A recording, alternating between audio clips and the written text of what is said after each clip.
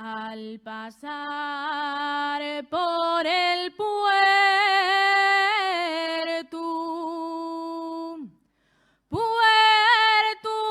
Pallares, me encontré con un viejo guindando vaques. Yo como era también yo, le pregunté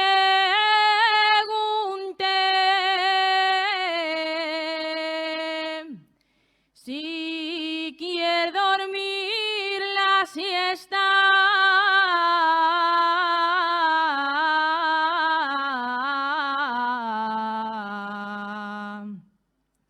Yo guindaré.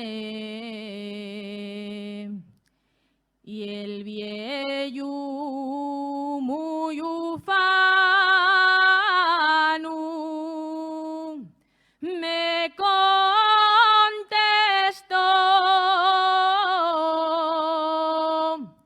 les vaques de mi casa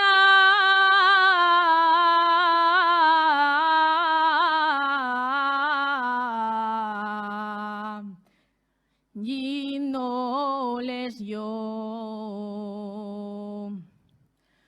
Molinera, molinera, que descoloriatas desde el día de la boda nun deseasti de llorar.